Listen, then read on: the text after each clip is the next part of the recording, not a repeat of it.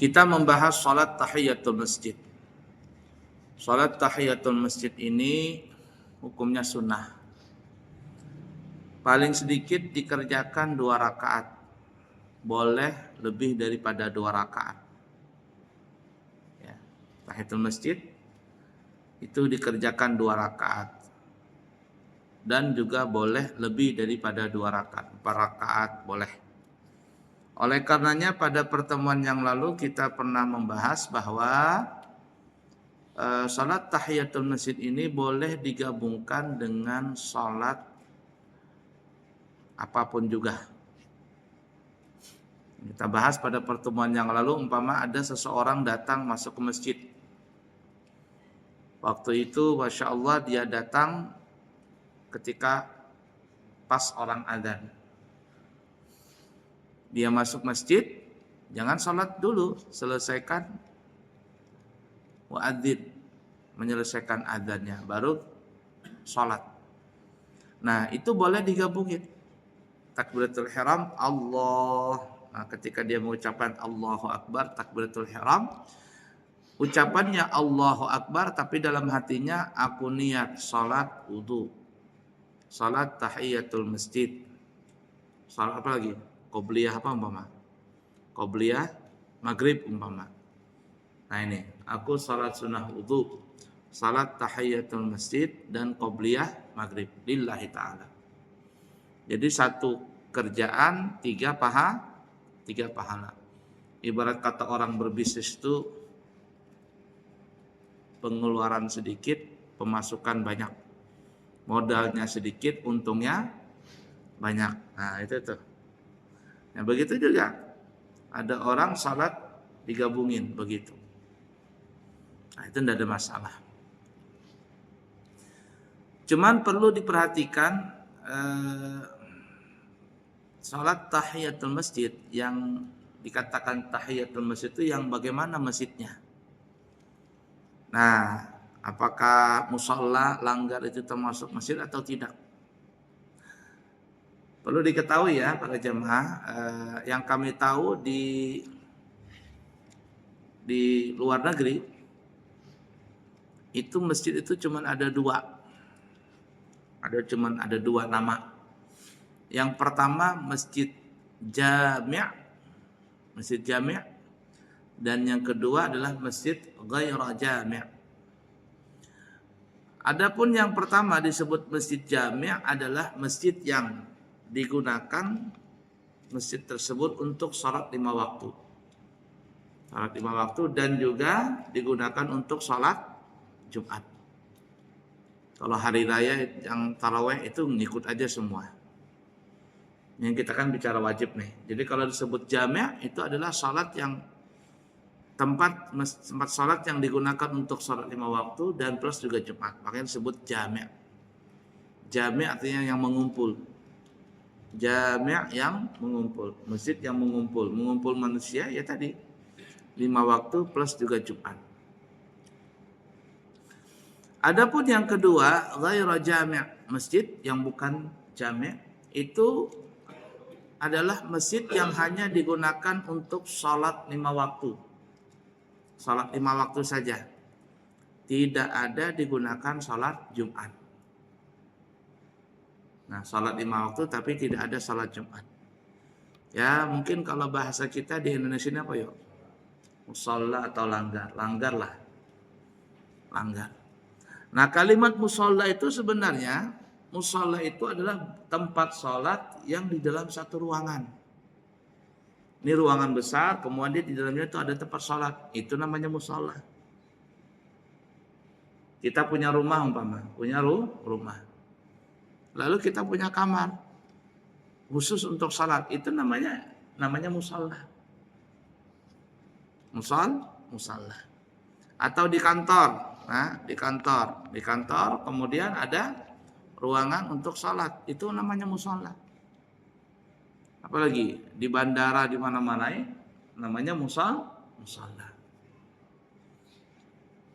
Nah, sebetulnya itu musalla itu satu bangunan, maksudnya satu ruangan untuk salat yang dia ada di dalam satu bangunan. Sedangkan tempat kita ini ada perbedaan. Musalla itu kecil, langgar itu besar. Iya kah? Apa sama? Hah? Yang seingat saya tuh musalla itu kecil, bahasa Arab sih, langgar besar. Langgar itu besar. Dan semuanya itu tidak ada digunakan untuk salat Jumat, tidak ada. Cuman untuk apa ya? Untuk 5 waktu. Nah kalau musalla biasanya tempat kita itu cuma 5 waktu. Tapi kalau langgar 5 waktu, hari raya, plus kegiatan zakat menzakat itu bisa di situ. Nah itu tempat kita tuh. Tapi sebenarnya orang kita ini musalla itu ya langgar sama aja. Musalla itu ya bahasa Arab, langgar bahasa Indonesia. Orang Jawa surau namanya. Surau. Orang Kalimantan bilangnya langgar. Orang sholat dilanggar nggak sah, haram hukumnya. Orang sholat dilanggar, haram hukumnya. Apa maksudnya? Nah, iyalah. Kalau orang Banjar tuh orang lagi sholat dilanggar itu nggak boleh, haram. Tahu dilanggar nggak? Apa arti dilanggar tuh? Ditabrak. Itu mahalabiyah itu. Nggak boleh orang sholat dilanggar. Artinya nggak boleh orang sholat ditubruk. Nah, jadi kalimat langgar itu dalam bahasa Banjar ada dua. Langgar ditubruk, langgar tempat sholat. Itu mahalabiyah. Sama katanya orang sholat itu nggak, orang berjamaah itu nggak boleh imamnya kopiah buruk. Kopiah buruk mana bisa jadi imam. Tapi kalau imam pakai kopiah buruk, boleh nggak? Imamnya itu nggak boleh kopiah buruk katanya. Imamnya itu, ya jelas lah imamnya nggak boleh kopiah buruk. Tapi kalau imamnya pakai kopiah buruk, boleh nggak? Baik, kita ke kalimat tadi, langgar atau musalla.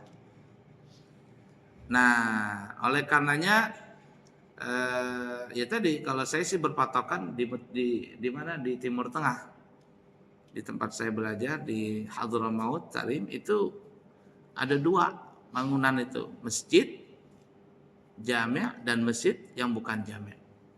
Sedangkan musalla itu istilah tempat ruangan ibadah yang di dalam bangunan, di dalam satu bangunan, dalam itu ada musalla. Jelas di sana nggak ada langgar. Kenapa? Karena langgar itu bahasa kita. Surau apalagi surau. Apalagi ada istilah lain nggak? Langgar, surau, apalagi? Ada lagi?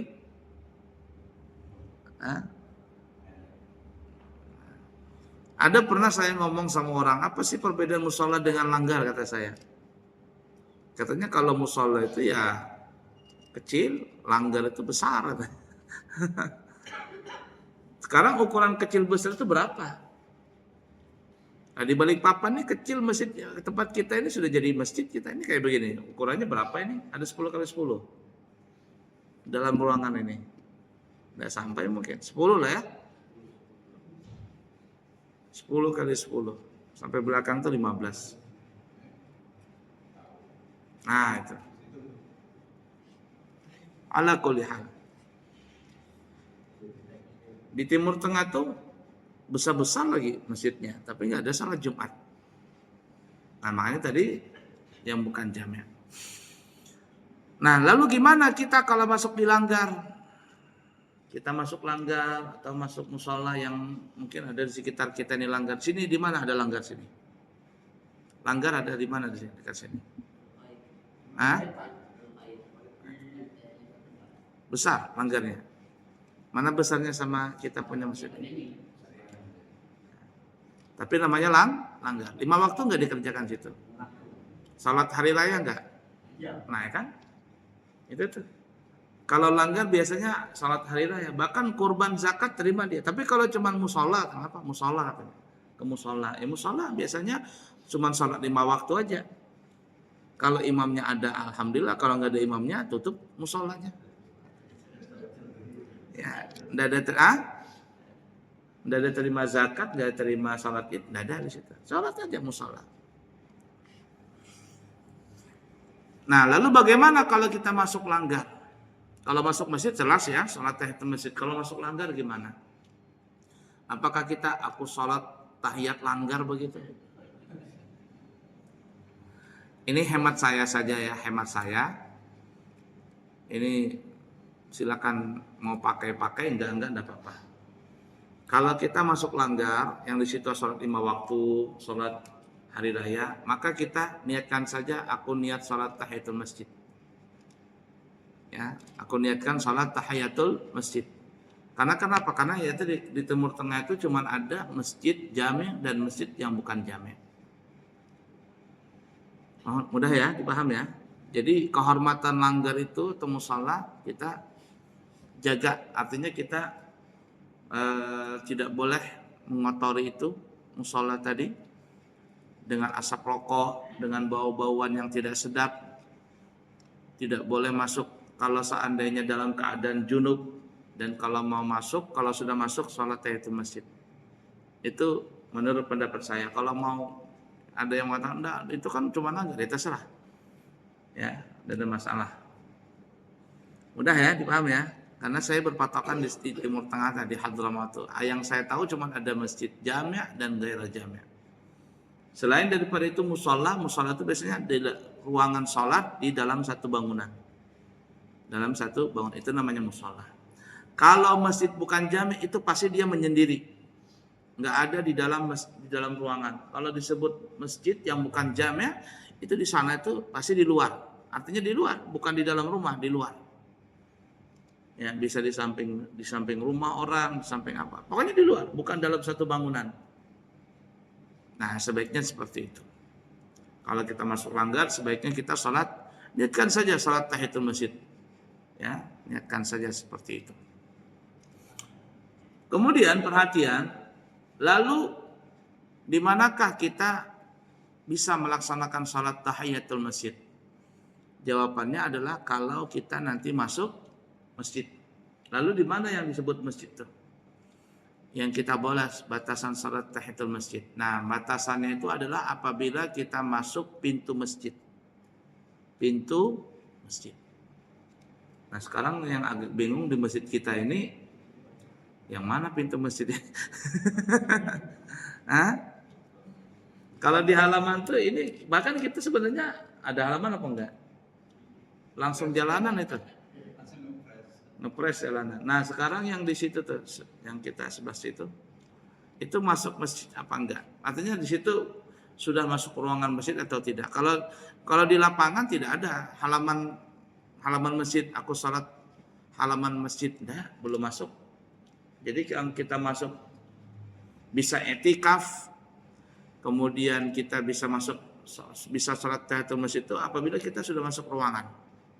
Sudah masuk ruangan masjid itu.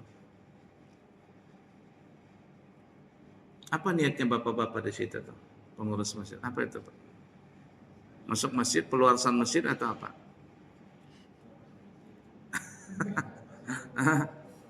Kalau dia masuk masjid di situ tuh berarti perempuan haid tidak boleh masuk di ruangan itu sudah. Apa niatnya? Waktu membangun atau apa? Masuk teras kah atau masjid kah atau halaman kah? Hah? Situ. Nah, berarti kalau niatnya begitu di situ tuh apakah sudah bisa sholat tahiyatul masjid atau belum? Nah, yang jelas kalau di sini jangan ditanya, kalau di sini pasti sudah. Ini pasti. Yang kita tanyakan tuh yang di itu. Karena kan ada pintunya juga itu. Ada pintunya. Ya ala kulli hal sekurang-kurangnya kalau kita masuk di situ perempuan jangan haid, enggak boleh orang junub masuk ke situ. Daerah situ tuh. Apalagi kalaupun seandainya kita ingin masuk masjid, masuk di situ kalau kita enggak salat tahiyatul masjid, ganti dengan membaca subhanallah alhamdulillah wa la ilaha illallah Allahu akbar sebanyak 4 kali. Nanti kita akan sampai itu di bawah. Siapa yang masuk masjid tapi dia enggak salat tahiyatul masjid, mungkin karena dia enggak bisa salat tahiyatul masjid dikarenakan badannya najis, pakaiannya najis atau enggak punya wudu, dan sebagainya, bla bla bla dan sebagainya, atau mungkin pas dia masuk masjid sudah ini pada penuh orang, bagaimana mau salat tahiyatul masjid? Maka sebelum duduk bacalah subhanallah alhamdulillah wa la ilaha illallah Allahu akbar, subhanallah alhamdulillah wa la ilaha illallah Allahu akbar, subhanallah alhamdulillah wa la ilaha illallah Allahu akbar, subhanallah alhamdulillah wa la ilaha illallah Allahu akbar 4 kali. ولا حول ولا قوة إلا بالله العلي العظيم في كل لحظة أبدا عدد خلقي ورضا نفسي وزنة عرشي ومداد كلماتي. Siapa yang membaca itu sebelum dia duduk, maka kalaupun dia duduk itu tidak disumpahi masjid. Maksud disumpahi masjid itu ya tidak, ya masjidnya nggak marah. Kita nih punya rumah, tiba-tiba orang nyelonong masuk rumah kita, nggak ngucapin salam, nggak apa-apa, duduk di tempat-tempat di bangku kita, ngambil makanan, ngambil minum. Kira-kira kita sebagai yang punya rumah marah nggak? Marah nggak? Marah. Begitu juga masjid. Ini nggak tahu apa-apa, nggak punya adab, langsung aja. Nah supaya nggak marah, maka tadi supaya masjidnya nggak kecewa lah bahasa kitanya ya, maka diganti dengan membaca al-baqiyatus shalihat sebanyak 4 kali.